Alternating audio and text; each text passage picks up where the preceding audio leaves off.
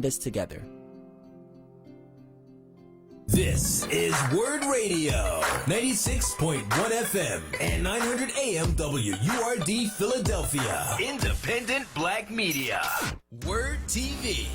We're streaming live video of this conversation right now. Tune in on YouTube at On WURD or on Facebook at Forward. WURD TV. Black Talk Media. Hey, this is Ulysses Butch Slaughter. I am honored to be here today at WURD 900 AM for special programming, Move. Remember Move. We are reconciling and remembering Move. And we got a number of people that are joining us today throughout this process, throughout my part in this process, which has been, and I say this is not a competitive conversation for me. People get into this thing about terms of reconciliation and restorative justice, and fact of the matter is we need to be talking and working some things out. You call it what you want to call it.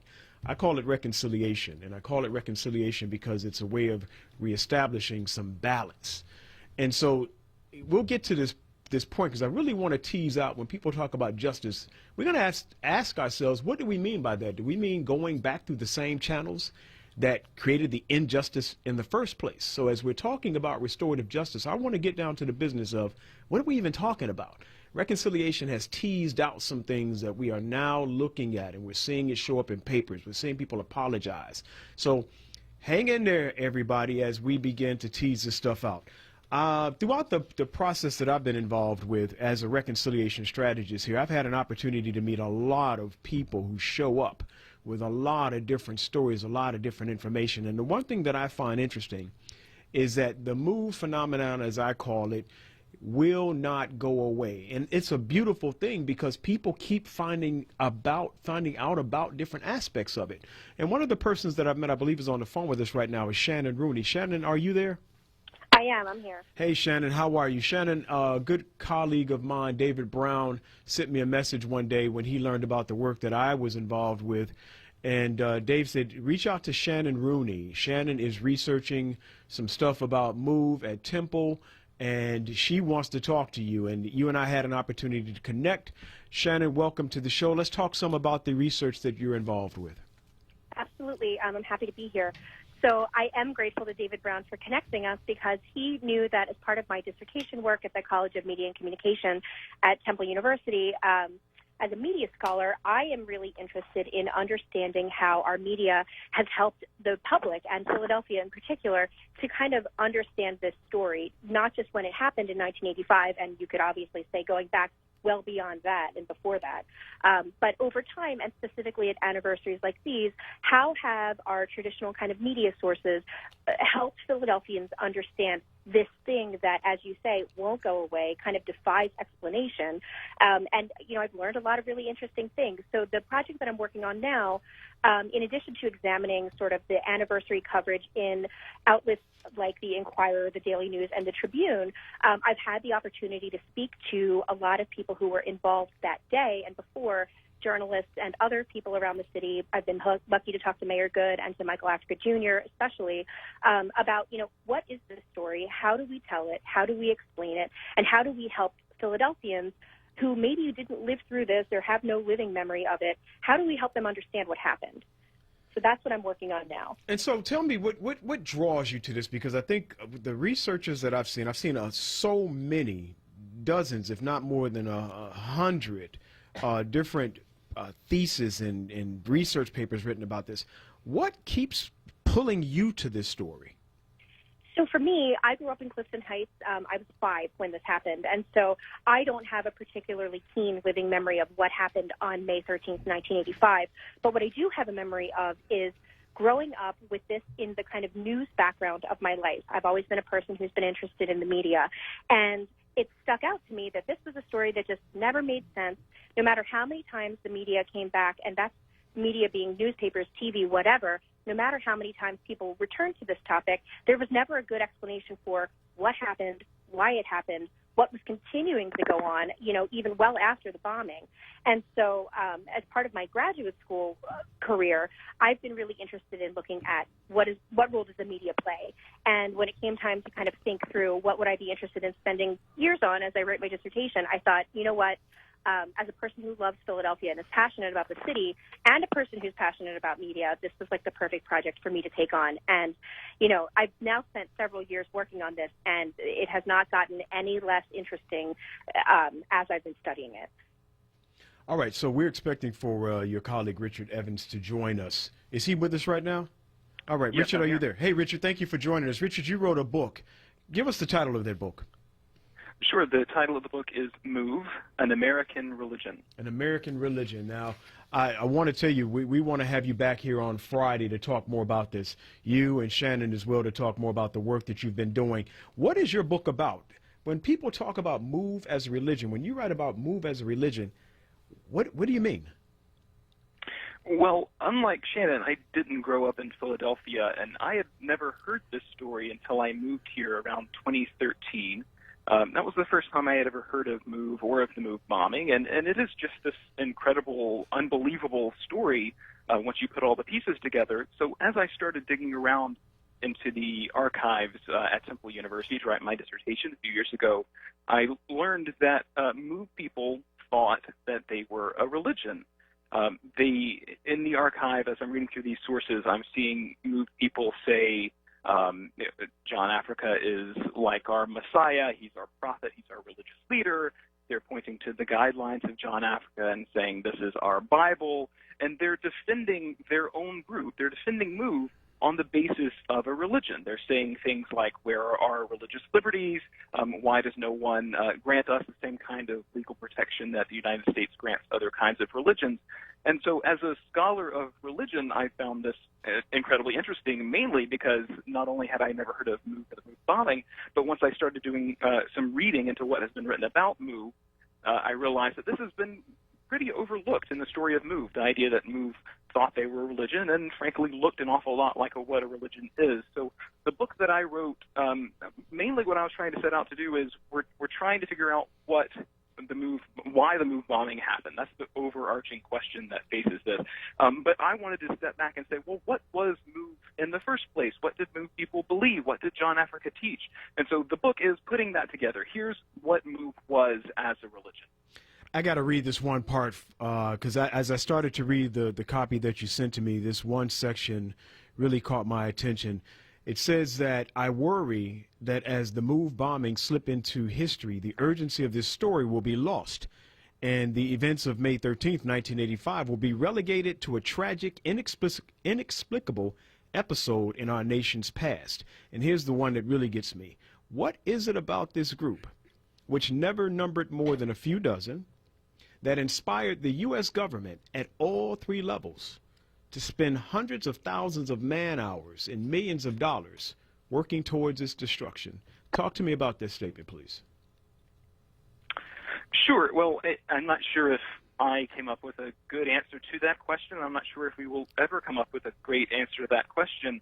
But one of the answers that I came up with is that we simply cannot understand the MOVE bombing without first understanding the death of Life Africa. This was in 1976, and this is a very important episode in the history of MOVE. The story here is that some MOVE people were returning from jail. They got off the bus, arrived at MOVE headquarters. Other MOVE people greeted them loudly from outside the house. This was all in the pre-dawn hours. The police were there. The police were always watching MOVE, and a fight ensued between MOVE people and the police. And at the end of this fight, an infant named Life Africa was killed, and the infant was killed as a result of police violence against MOVE people. And this was the turning point in MOVE's history. This absolutely changed what MOVE people thought about their relationship to the external world, which they called the system, and it absolutely put MOVE on a trajectory that led 9 years later to the MOVE bombing. So I don't want us to forget about the death of Life Africa in 1976 at the hands of the police. That's an important answer. It's a beginning towards answering that question. My partner, Pauline Thompson, is always talking about the same thing. I'm glad you brought that up, that people skip over that. They go from 78 to 85, and as you write, they wind up capturing this with almost like historical sound bites, and that's an important part. This is Brother Shamari. One of the things I want to go back to the question that from the quote that Butch read, because one of the things that the story in Philly gets is that in many ways this was kind of a impromptu piece together assault on May 13th. And then hearing your quote, it seems like a lot of levels beyond just the local Philadelphia apparatus were involved, and that when you say tens of thousands or hundreds of thousands of man hours, that sounds like a lot of planning that expands more than a few weeks. Give us a sense of the coordination that you're referring to when you say those kind of numbers. Sure, that is. I'm glad you brought that up. This is one of the most important things that I found in my research. As I was writing this book, I put in some requests to the FBI and to the ATF for their records relating to MOVE, and much to my surprise, some of those records did come in right as I was finishing up this book, so I had to do some revising. But that was some important revising because it tells us a lot about the federal involvement in the MOVE bombing. One of the most important things that I have to say from my research is that while it's important that we pay attention to this on the city level and engage the city council and the mayor's office as we work through how MOVE ought to be remembered, we should also remember that this was very much an orchestration of the federal government. The first time a group of law enforcement personnel met to plan the MOVE bombing was a year before it actually happened. So May of 1984 was the first time that representatives from the Philadelphia Police Department, the state police, from the FBI, from the ATF, and even from the Secret Service met to begin figuring out what to do with MOVE. So the idea that the MOVE bombing was kind of a series of mistakes, a bumbling sort of accident, it just doesn't hold up to the historical evidence. The historical evidence shows that this was in the works, including the use of explosives. This was in the works for over a year before it was put into practice. I want to jump right into another book. I don't know if you've seen Margot Harry's book called Attention Move, This is America. Have you read that one? Yes. Okay, so you know that on May 13th, 1985, at 6:26 in the morning in the city of Chester, not far from Philadelphia, a woman and 5 children were gassed out. And I'm reading from her book. There's a section where an officer named Vice Captain Richard Conway reveals that we had been waiting to do this for well over a year, so it would not become a safe house in the event anybody fled from Philadelphia. And what this was that they did there was that they raided a house on 6th and McIlvain in Chester, Pennsylvania. The assault started in Chester, Pennsylvania this morning 35 years ago. All right. And so this is where, as again, a reconciliation specialist, I'm pulling in pieces from different places.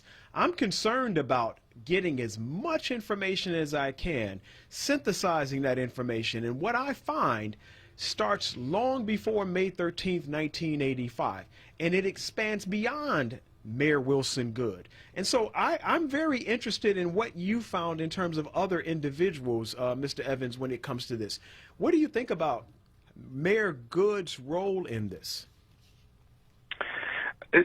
So I think Mayor Goode has, as he has acknowledged, has a lot of responsibility as mayor. That's what mayors ought to do, is take responsibility for things. But it's also just the case that that the actual powers that be behind the MOVE bombing were well above the position of city mayor. The city was integrally involved in this, as was the Philadelphia Police Department.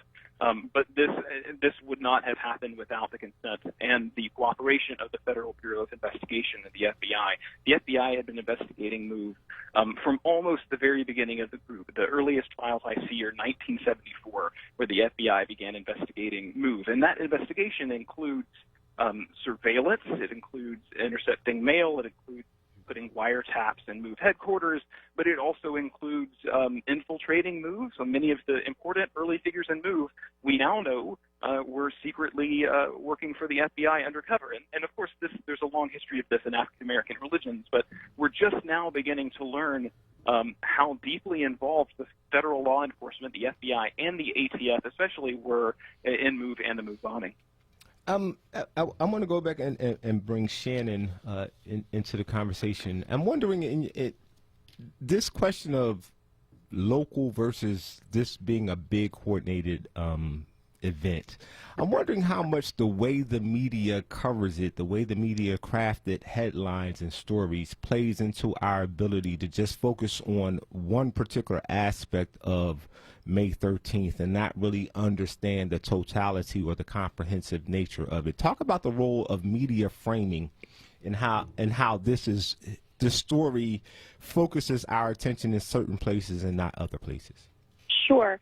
So I think, and Richard has already touched on this too, and I know you guys have been talking about this, but the idea that as the media kind of revisits what happened in 1985, they always tend to begin at this thing that happened in 1985. They don't spend a whole lot of time setting the stage or talking about what happened at all in the 70s. And so by doing that, I think they really contribute to a sense that this was somehow weirdly both inexplicable, this thing that just happened to happen, but also at the same time inevitable. And so at least locally, I think because of some of the conventions of how we do news reporting, you don't tend to have a lot of time or space to set the stage, right, to fully explain what is this group of people, what does this family believe, and what is their history with the police and with the city over like at least a decade, more than a decade really. So I think what tends to happen, especially at moments of anniversary coverage, you get like a paragraph or two or like 10 seconds on the news to say this group, and the way the news media has actually, like the terminology they've used to describe this group over time has been all over the place. As Richard has talked about in his book, you know, occasionally they're called a cult, occasionally they're called a back to nature group. There hasn't been a lot of consensus about how to describe this group, let alone to talk about their history. So you get these news stories that just start and say, yep, there was this group of people, and then this thing happened, and isn't it crazy? That's kind of like, in a nutshell, what the coverage tends to be like. And I think the effect of that is people kind of wind up shrugging their shoulders because it's too complicated to really understand. The narrative is so difficult to understand unless you get the whole sense of who are these folks, what was their history, and then you kind of see it as a larger element in an ongoing story rather than just this strange aberration in history. Well, that's one. I just want to bring right back up, Shamar. This is one of the reasons, Shannon, why we decided that The Guardian was the place to start this conversation, because we needed a reset on this story, and there was so much pre-existing energy and ideas around this story that we thought, nah, we gotta take this in another direction. We'll start out there and then we'll bring it back here. And I have to say, I think it was pretty effective in giving more people around the world, first of all, a sense of what happened, because this is a global matter. This isn't just a Philly matter. It's a global matter. And then local people start to pick it up after The Guardian picked it up. Shamar and I were just looking on the news here, and we see that on the news they're announcing that the city council has said yes to passing a resolution that will happen sometime later on this year. I don't want to let you two go without you all telling us who you are, how people can find you, and all that kind of stuff. And I also want to invite you to, hopefully you have some time on Friday, because this is one of the aspects of it that is very intriguing for me. And so if I'll reach out to you all, but I want to invite you to finish and follow up on this conversation on my show on Friday, if you're available. But let people know how to reach out to you, and if they have some insights that they may want to share moving forward. Let's start with you, Shannon. Sure, that would be great. I would love to talk some more on Friday. This has become a central component of my life now, talking about all of this media coverage. You can reach me at my email address. It's Shannon M. Rooney, SHANNON Rooney @gmail.com, and I'd love to talk to anybody who's interested in keeping the conversation going. And Richard? Sure. I can be reached. My website is richardkentevans.com. That's Kent, my middle name. And I'm a research associate at Haverford College. I can also be contacted through Haverford College. I just want to ask one other question, because we got maybe 30 seconds left. Yep. We got about 30 seconds. On this issue of an apology, what do you two think about an apology?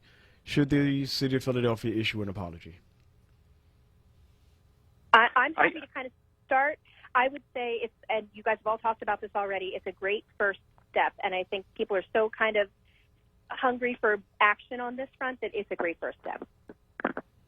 Yeah, I agree. This apology is wonderfully written. It brings together all of the concerned parties involved, and I'm glad to hear that the city is going to pass this apology. That's a great first step, and there is just a lot more that needs to happen. We are just now entering the phase. It's been 30 years And so now the MOVE bombing is becoming history in some way. And I think of that with a capital H, history. And so we do need to decide right now, how are we going to remember MOVE and how are we going to remember the MOVE bombing? This is a great first step.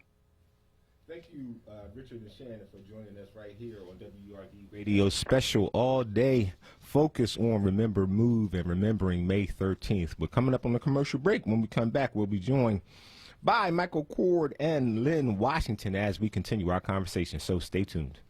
Pennsylvania was forged for the common good. Hard work,